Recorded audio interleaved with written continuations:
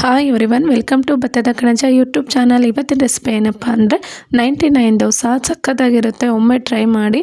ಆಲೂಗಡ್ಡೆ ಪಲ್ಯ, ಚಟ್ನಿ ಈ ಥರ ತಿಂದು ಬೋರ್ ಆಗಿತ್ತಪ್ಪ ಅಂದರೆ ಈ ಥರ ಟ್ರೈ ಮಾಡಿ.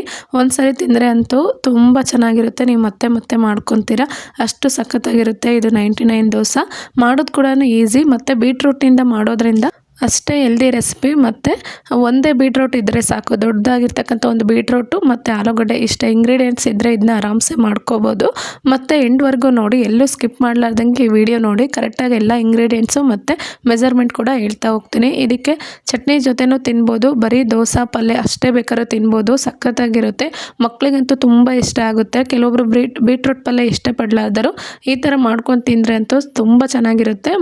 ನಾನು 4 ಜನಕ್ಕೆ ಆಗೋವಷ್ಟು ಮೆಜರ್ಮೆಂಟಲ್ಲಿ ಮಾಡ್ತಿದ್ದೀನಿ. 2 ಆಲೂಗಡ್ಡೆನ ಈ ಥರ ಕಟ್ ಮಾಡಿ ಇಟ್ಕೊಂಡಿದ್ದೀನಿ.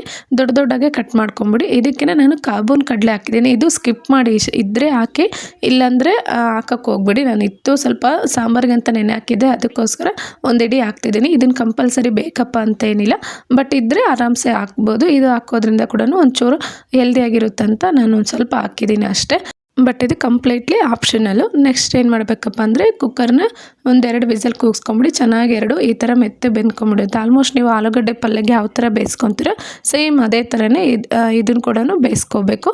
ಬೇಯಿಸ್ಕೊಂಡು ಸಿಪ್ಪೆ ಎಲ್ಲ ತೆಗೆದ್ಬಿಟ್ಟು ಈ ಥರ ಸ್ಮ್ಯಾಶ್ ಮಾಡಿ, ಕಂಪ್ಲೀಟ್ಲಿ ಸ್ಮ್ಯಾಶ್ ಮಾಡಬೇಕು. ಅಂದರೆ ಒಂದು ಚೂರು ಗಂಟಿರಬಾರ್ದು, ಒಂದು ಚೂರು ಸಿಪ್ಪೆ ಆಗಲಿ ಏನೂ ಇರಬಾರ್ದು. ಕರೆಕ್ಟಾಗಿ ಸ್ಮೂತಾಗಿ ಸ್ಮ್ಯಾಶ್ ಆಗಿರಬೇಕು. ಆ ಥರ ನೀವು ಇದನ್ನು ಸ್ಮ್ಯಾಶ್ ಮಾಡ್ಕೋಬೇಕು. ಸ್ಪೂನಿಂದ ಸ್ಮ್ಯಾಶ್ ಆಗಿಲ್ಲಪ್ಪ ಅಂತಂದರೆ ಕೈಯಿಂದನೇ ಸ್ಮ್ಯಾಶ್ ಮಾಡಿಬಿಡಿ.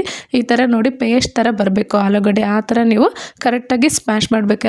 ಈ ಥರ ಮಾಡಿದಾಗೇ ಅದು ದೋಸೆಗೆ ಅಂಟ್ಕೊಳೋದು. ಅದಕ್ಕೋಸ್ಕರ ಕರೆಕ್ಟಾಗಿ ಇದನ್ನು ಸ್ಮ್ಯಾಶ್ ಮಾಡ್ಕೊಂಬಿಡಿ. ಇವಾಗ ಅದನ್ನು ಪಕ್ಕಕ್ಕೆ ಎತ್ತಿಟ್ಕೊಂಬಿಡಿ. ಪಲ್ಯ ಮಾಡಲಿಕ್ಕೆ ಏನೆಲ್ಲ ಇಂಗ್ರೀಡಿಯೆಂಟ್ಸ್ ತೊಗೊಳಕ್ಕಂತ ನೋಡೋಣ ಬನ್ನಿ. ಚಿಕ್ಕದಾಗಿ ಈರುಳ್ಳಿನ ಕಟ್ ಮಾಡ್ಕೊಳ್ಳಿ, 1 ಈರುಳ್ಳಿ, 1 ಟೊಮೊಟೊ ಕೂಡ ಚಿಕ್ಕದಾಗಿ ಕಟ್ ಮಾಡ್ಕೊಳ್ಳಿ, ಪೂರಾ ಚಿಕ್ಕದಾಗಿ ಕಟ್ ಮಾಡ್ಕೊಳ್ಳಿ. ಮತ್ತು ಕರಿಬೇವು, ಕೊತ್ತಂಬರಿ ಸೊಪ್ಪು, 1 ಬೀಟ್ರೂಟ್ನ ಈ ಥರ ಸಿಪ್ಪೆ ತೆಗೆದ್ಬಿಟ್ಟು ತುರಿದಿಟ್ಕೊಳ್ಳಿ. ಕಟ್ ಮಾಡಬೇಡಿ, ತುರಿಲೇಬೇಕು. 1 ಬೀಟ್ರೂಟ್ನ ನಾನು ಈ ಥರ ತುರಿದಿಟ್ಕೊಂಡಿನಿ. ಬನ್ನಿ ಇವಾಗ ಯಾವ ಥರ ಮಾಡೋದಂತ ನೋಡೋಣ. ಫಸ್ಟು ಒಂದು ಪ್ಯಾನು ಕಾದ ತಕ್ಷಣ ಇದಕ್ಕೆ ಒಂದು 4 ಟೀ ಸ್ಪೂನ್ ಆಗೋಷ್ಟು ಎಣ್ಣೆ ಹಾಕಿ, ಸಾಸಿವೆ ಹಾಕಿ, ಜೀರಿಗೆ ಹಾಕಿ, ಆಮೇಲೆ ಕರಿಬೇವು ಹಾಕ್ಕೊಂಬಿಟ್ಟು ಚೆನ್ನಾಗಿ ಅದು ಚಟಪಟ ಅಂತ ಸಿಡಿದ ಮೇಲೆ ಕಟ್ ಮಾಡಿರ್ತಕ್ಕ ಈರುಳ್ಳಿನ ಒಗ್ಗರಣೆಗೆ ಹಾಕಿ.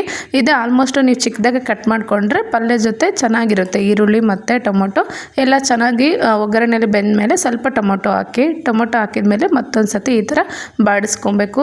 ನಾನು ಕೊತ್ತಂಬರಿ ಸೊಪ್ಪು ಕೂಡ ಇದೇ ಟೈಮಲ್ಲೇ ಹಾಕ್ಕೊತಿದ್ದೀನಿ. ಕೊತ್ತಂಬರಿನ ಸಣ್ಣ ಕಟ್ ಮಾಡಿ ಹಾಕಿ, ಕೊತ್ತಂಬರಿ ಕರಿಬೇವು ಹಾಕೋದ್ರಿಂದ ಅದ್ರ ಫ್ಲೇವರ್ ಸಖತ್ತಾಗಿ ಬಿಟ್ಕೊಡುತ್ತೆ. ಅದಕ್ಕೋಸ್ಕರ ಕೊತ್ತಂಬರಿ ಸೊಪ್ಪು ಕೂಡ ಇದೇ ಟೈಮಲ್ಲಿ ಹಾಕ್ಕೊಳ್ಳಿ. ಇದಕ್ಕೆ ಸ್ವಲ್ಪ ಅರಿಶಿನ, ಒಂದು 1/4 ಟೀ ಸ್ಪೂನ್ ಆಗೋಷ್ಟು ಅರಿಶಿನ ಮತ್ತು ರುಚಿಗೆ ತಕ್ಕಷ್ಟು ಉಪ್ಪು.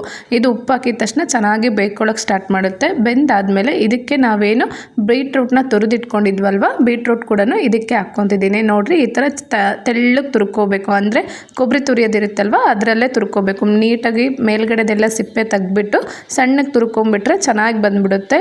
ಒಗ್ಗರಣೆ ಜೊತೆ ಬೀಟ್ರೂಟ್ ಹಾಕೋದ್ರಿಂದ ಚೆನ್ನಾಗಿ ಬೆಂದ್ಕೊಂಡ್ಬಿಡುತ್ತೆ. ಮತ್ತು ಇದಕ್ಕೆ ನೀರು ಹಾಕೋ ಅವಶ್ಯಕತೆ ಇಲ್ಲ, ಅದೇ ನೀರು ಬಿಟ್ಕೊಂಡ್ಬಿಡುತ್ತೆ. ಬೀಟ್ರೂಟ್ನಲ್ಲಿರ್ತಕ್ಕಂಥ ನೀರು ಲೋ ಫ್ಲೇಮ್ ಇಟ್ಕೊಂಡು ಚೆನ್ನಾಗಿ ಬಾಡಿಸ್ಕೊಂಡು ಈ ಥರ ಒಂದು ಲಿಡ್ ಕ್ಲೋಸ್ ಮಾಡಿಬಿಡಿ. ನೋಡಿರಿ, ಈ ಥರ ಎಣ್ಣೆ ಎಲ್ಲ ತೇಲ್ ಬರುತ್ತೆ. ನೀವು ಜಾಸ್ತಿ ಉರಿ ಇಟ್ಕೊಂಡು ಇದು ಬೀಟ್ರೂಟ್ನ ಬೇಯಿಸ್ಕೊಂಬಿಟ್ರೆ ತಳ ಒತ್ಬಿಡುತ್ತೆ. ಅದಕ್ಕೋಸ್ಕರ ಲೋ ಫ್ಲೇಮಲ್ಲೇ ಇದನ್ನು ಬೇಯಿಸ್ಕೋಬೇಕು. ಮತ್ತು ನೀರು ಹಾಕೋ ಅವಶ್ಯಕತೆ ಇಲ್ಲ, ಆಲ್ರೆಡಿ ಬೀಟ್ರೂಟಲ್ಲಿ ನೀರು ಇರುತ್ತಲ್ವ ಅದೇ ಬಿಟ್ಕೊಂಡ್ಬಿಡುತ್ತೆ. ಇವಾಗೇನು ನಾವು ಆಲೂಗಡ್ಡೆನ ಸ್ಮ್ಯಾಶ್ ಮಾಡಿ ಇಟ್ಕೊಂಡಿದ್ವಲ್ವ ಅದನ್ನು ಕೂಡ ಇದರೊಳಗೆ ಹಾಕ್ಕೊಂಡು ಈ ಥರ ಎಲ್ಲನೂ ಮಿಕ್ಸ್ ಮಾಡಿಬಿಡಬೇಕು. ತುಂಬ ಚೆನ್ನಾಗಿರುತ್ತೆ. ನಿಮಗೆ ಟೇಸ್ಟ್ ನೋಡಿ, ಈ ಟೈಮಲ್ಲಿ ಅಕಸ್ಮಾತ್ ಏನಾದರೂ ಉಪ್ಪು ಕಡಿಮೆ ಆಗಿದ್ರೂ ಉಪ್ಪು ಹಾಕ್ಕೋಬೋದು. ನನಗೆ ಫಸ್ಟೇ ಖಾರ ಪುಡಿ ಎಲ್ಲ ಹಾಕೋಕ್ಕೆ ಹೋಗ್ಬಿಡಿ, ಉಪ್ಪು ಅಷ್ಟೇ ಹಾಕಿ ಬಾಡಿಸ್ಕೊಂಡಿರಿ. ಈ ಟೈಮಲ್ಲಿ ಸ್ವಲ್ಪ ಖಾರ ಪುಡಿ, ಸ್ವಲ್ಪ ಗರಂ ಮಸಾಲ ಹಾಕಿ, ಇವೆರಡು ಇದೇ ಟೈಮಲ್ಲಿ ಹಾಕ್ಕೋಬೇಕು. ಯಾಕಂದರೆ ಆಲೂಗಡ್ಡೆ ಕೂಡ ಅಬ್ಸರ್ವ್ ಮಾಡ್ಕೋಬೇಕಲ್ವ, ಸೊ ಅದಕ್ಕೋಸ್ಕರ ಖಾರ ಪುಡಿ ಮತ್ತು ಸ್ವಲ್ಪ ಗರಂ ಮಸಾಲನ ಈ ಟೈಮಲ್ಲಿ ಹಾಕ್ಕೊಳ್ಳಿ. ನಿಮ್ಮ ಮನೇಲಿ ಏನಾದರೂ ಕೊರಿಂಡರ್ ಪೌಡರ್ ಇತ್ತಂದ್ರೂ ಕೂಡ ಅದನ್ನು ಬೇಕಾದ್ರೆ ಹಾಕ್ಕೋಬೋದು, ಅದು ಕೂಡ ತುಂಬ ಟೇಸ್ಟ್ ಕೊಡುತ್ತೆ. ನಾನಿವತ್ತು ಬರೀ ಗರಂ ಮಸಾಲ ಮತ್ತು ಖಾರ ಪುಡಿ ಎರಡೇ ಹಾಕಿದ್ದೀನಿ. ಎರಡನ್ನೂ ಈ ಥರ ಹಾಕ್ಕೊಂಡು ಚೆನ್ನಾಗಿ ಒಂದು ಮಿಕ್ಸ್ ಕೊಟ್ಬಿಡಿ. ಪಲ್ಯ ಮಾಡಬೇಕಾದ್ರೆ 1 ಟೀ ಸ್ಪೂನ್ ಆಗೋಷ್ಟು ಎಣ್ಣೆ ಸ್ವಲ್ಪ ಜಾಸ್ತಿ ಹಾಕಿ, ಯಾಕಂದರೆ ಬೀಟ್ರೂಟ್ ಚೆನ್ನಾಗಿ ಬೆಂದ್ಕೊಳ್ಬೇಕಲ್ವ. ಅದಕ್ಕೆ ಅಕಸ್ಮಾತ್ ಗಟ್ಟಿ ಇತ್ತಪ್ಪ ಅಂದರೆ 1 ಟೀ ಸ್ಪೂನು ಇಲ್ಲ 2 ಟೀ ಸ್ಪೂನ್ ಆಗೋಷ್ಟು ನೀರು ಬೇಕಾದ್ರೆ ಹಾಕ್ಕೊಳ್ಳಿ. ತುಂಬ ಗಟ್ಟಿ ಇತ್ತಂದರೆ ನೋಡಿ, ಈ ಪಲ್ಯಗೆ ಕೀ ಇಂಗ್ರೀಡಿಯೆಂಟ್ಸ್ ಏನಪ್ಪ ಅಂತಂದರೆ ಚೀಸ್ ಹಾಕಿದ್ರೇ ಇದು 99 ದೋಸೆ ಅನ್ಸ್ಕೊಡೋದು. ಯಾಕಂದರೆ ಚೀಸಿಂದನೇ ಈ ಪಲ್ಯ ಟೇಸ್ಟ್ ಬರೋದು. ಅದಕ್ಕೋಸ್ಕರ ಚೀಸ್ ಕಂಪಲ್ಸರಿ ಹಾಕಿ. ನಾನಿಲ್ಲಿ 1 ಕ್ಯೂಬ್ ಆಗೋವಷ್ಟು ಚೀಸ್ ಹಾಕ್ತಿದ್ದೀನಿ. ಚೀಸೆಲ್ಲ ಈ ಥರ ಮೆಲ್ಟ್ ಆಗಬೇಕು. ಲೋ ಫ್ಲೇಮ್ ಇಟ್ಕೊಂಡೆ ಚೀಸ್ನ ಮೆಲ್ಟ್ ಮಾಡ್ಕೋಬೇಕು. ನೀವು ಒಂದು ಸರಿ 1 ಪ್ಯಾಕ್ ಚೀಸ್ ತೊಗೊಂಬಂದ್ಬಿಟ್ರೆ ಆಲ್ಮೋಸ್ಟ್ ಒಂದು 15 ಸರಿ ದೋಸೆದು ಮಾಡ್ಕೊಬೋದು. ಯಾಕಂದರೆ ಒಂದು ಕ್ಯೂಬ್ ಹಾಕಿದರೆ ಸಾಕು, ಮಿನಿಮಮ್ ಆ ಬಾಕ್ಸಲ್ಲಿ 15 ಕ್ಯೂಬ್ಸ್ ಇರುತ್ತೆ.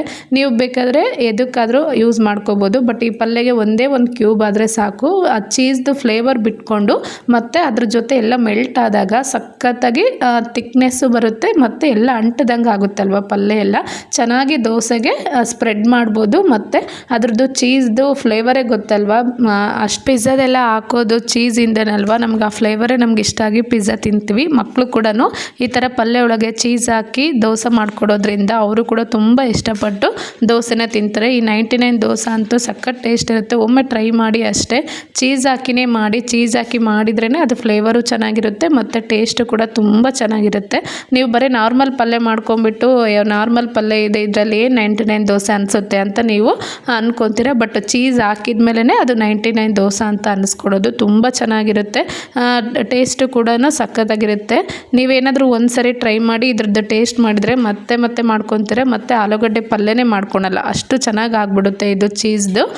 ಈ ಥರ ದೋಸೆ ಮಾಡ್ಕೊಂಬಿಟ್ಟು ದೋಸೆ ಮೇಲೆ ಪಲ್ಯನೆಲ್ಲ ಸ್ಪ್ರೆಡ್ ಮಾಡಿ ಮತ್ತು ದೋಸೆನ ತೆಗ್ದುಬಿಡೋದು. ಅದ್ರ ಅಂದರೆ ಹಂಚ್ ಮೇಲೇ ಹಾಕ್ಬಿಡಿ ಪಲ್ಯನ ಹಾಕ್ಬಿಟ್ಟು ಒಂದು ಸೈಡ್ ಹಾಕಿ ಈ ಥರ ತೆಗಿ. ದೋಸೆ ಮೇಲಾದರೂ ಹಾಕ್ಕೋಬೋದು, ಇಲ್ಲ ಸಪ್ರೇಟಾಗಿ ಪ್ಲೇಟಲ್ಲಿ ಬೇಕಾದ್ರೆ ಹಾಕ್ಕೋಬೋದು ಪಲ್ಯನ. ಬಟ್ ಏನಂದರೆ ಮಕ್ಕಳಿಗೆ ದೋಸೆ ಮೇಲೆ ಹಾಕ್ಕೊಡೋದ್ರಿಂದ ಅವ್ರಿಗೆ ಸೇಮ್ ಹೋಟೆಲ್ ಸ್ಟೈಲೇ ಅನಿಸುತ್ತಲ್ವ, ಅವಾಗ ಇನ್ನೂ ಸ್ವಲ್ಪ ಇಷ್ಟಪಟ್ಟು ತಿಂತಾರೆ.